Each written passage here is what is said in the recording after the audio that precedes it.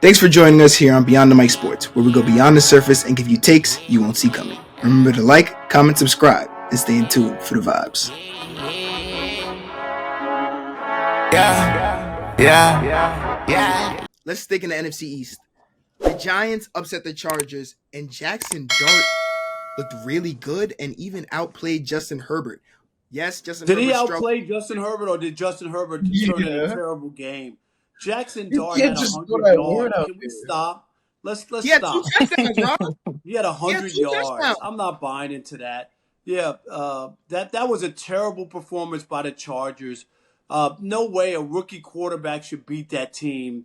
And if Justin Herbert doesn't have a terrible game, they win that game easily. I just to lose to the Giants. I get the West Coast to the East Coast and all that and that, but that was ridiculous. And I'm not saying that Justin Dart can't play or Jaxson Dart can't play or he's not good or anything, but I'm not going to celebrate that. That was the Chargers playing some bad football in that spot to lose to a team like the Giants. The Giants are awful.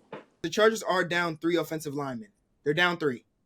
And they're down a running back in Najee Harris. Thank you. And that's part of it. But I'm just saying, I just thought like that game was one of those, and I get it when you get pressure and then you make mistakes and you're forced into some of them. But did I really think that they were going to lose to the Giants, that chance to be 4-0? I just didn't.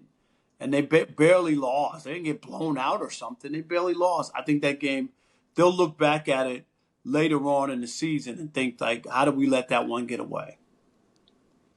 Look, go check the stats and see how many rookie quarterbacks don't win their first game in the NFL. It's almost impossible. Almost. See, and that's why I'm even more moved by this performance. Like, it's not gonna jump off the charts with the numbers. You throw for 111 passing yards if you're Jaxson Dart, and that's not amazing, obviously, but situational down to down when it mattered, he converted. They were converting on third down consistently. Jaxson was using his legs when he needed to as a runner, but to create a little bit downfield. He even missed there's a pass he could have got back to Darius Slayton where he would have had his first career passing touchdown, and another touchdown that got broken up out of the receiver's hands. So Jaxson, surprisingly, he really impressed me. I'll be honest with you. And Malik Neighbors even went down. So to do that, the Chargers to this point were the best defense in the league, and the Giants just tore that notion up, in my opinion. The Giants stink. Let's not uplift them because Justin Herbert sold this game. Justin Herbert is missing 3 offensive linemen, 3 starters, going against potentially the best defensive line, which is the New York Giants. Jaxson Dart, a lot of these plays, I'm going to tell you this, the only thing I liked about him was the energy level was different. He knew he was doing when it was crunch time, it was different. You feel me? Using his legs, using his arm. He did a lot of like small gimmies, right? But this game, the Chargers gave it away. They played so bad, but they still lost by 3 points.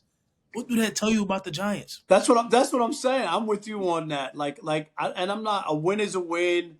I always say sports has a short menu. It's wins and losses. So the Giants won. I'll give them some credit, as people would say. I'll do that.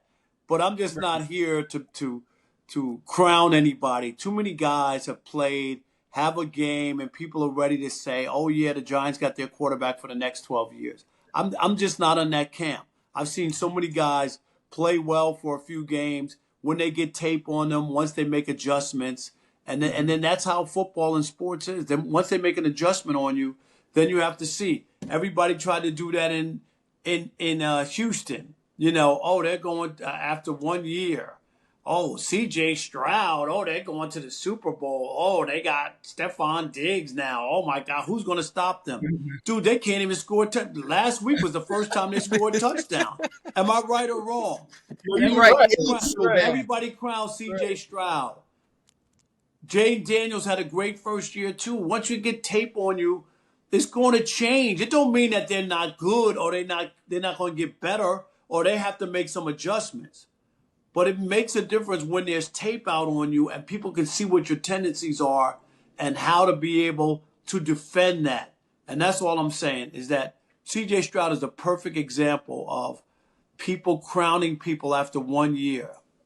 Who was the other guy that the Giants had? Tommy, whatever the guy was. Tommy Tommy DeVito. Cutlets. Tommy DeVito's nothing compared to Jackson. No, though. no. But I'm just saying he had some moments and people were like, he became a cult hero because he had some. You could have moments in the NFL. It's about consistency and being able to build off of it. That's all. I'm not saying that Jaxson Dart is Tommy DeVito or whatever, but I'm just saying people have come in the league and have had moments.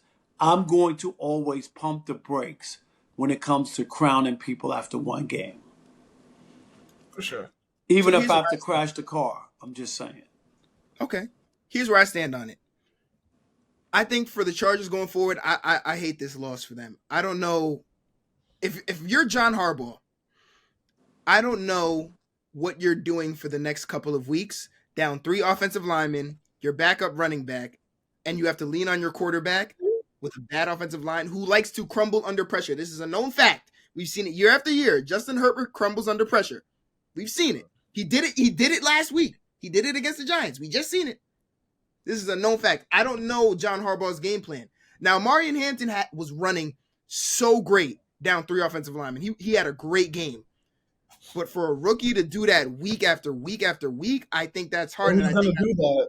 He's going to do that week after week. I don't think they have enough for him to You're do talking that. about, but wait a minute. You're talking about Jim Harbaugh, right? Not John. Yes, Yeah. Jim Chargers. Yes, because I don't think they have enough faith for him to do it week after week, and I think that's why they got Harris. No. They got Harris because you need 2 running backs. Okay. They drafted Omarion knowing he was going to be the feature back. Going into training camp, we already knew what the deal was prior to Najee's injury. They were buzzing about Omarion Hampton and how electric he is. And you see the explosiveness with him. You see the burst. You saw the long touchdown he had against the Giants. I expect to see a lot of more runs like that from out of Omarion Hampton. He's golden. He's golden, man. He's gonna be one of the best backs in the league years to come. I'm saying banking on that with down 3 offensive linemen in week 4. The Chargers are going to flip the rock. Okay. Jim Harbaugh and Greg Roman are going to tote the rock. The carriers are going to be there for him. The space is going to be there for him with the pass catches that they have. Well, And then maybe Jim Harbaugh will be able to find a way to cheat like they did at Michigan. I'm just saying. I think that's more accurate. I think that's more accurate. Go Penn State, by the way. But I think it's going to be really hard to rely on a rookie running back down 3 offensive linemen, and then when that pressure flips to your quarterback, knowing that he likes to crumble. I think it's kind of a dilemma, and maybe we don't see it yet. Maybe we don't see it next week.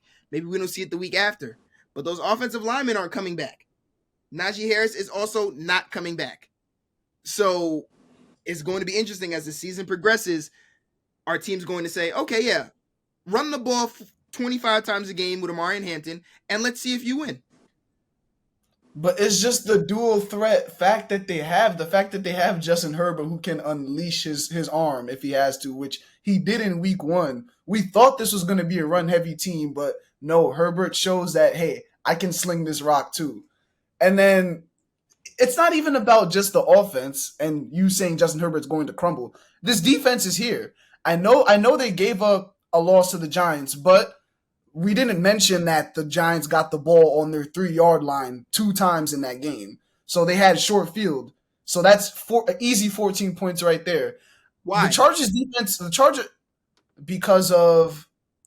because one interception, Lad McConkey slipped, and then the other one, Sexy Dexy made a big play. So Sexy Dexy, good interception. All right, but the defense for the Chargers is there this year. Tyre Tart and on the interior defensive tackle, like one of the best linemen. And it's hard on the defense when you're giving up the ball in your own zone, in your end, trying to defend. It just makes it harder. It's not fair, but it's football. And I'm not going to expect that from Justin Herbert week to week. It's not going to happen. Yeah, that's why I say it's such a bad game for him. It really was a bad game. Terrible game. They didn't play good as a whole, but I do want to shout out Derwin James because, like, I used to say Kyle Hamilton was the best safety in football, but Derwin James makes it really hard to say that week after week. He makes it really hard to say that week after week.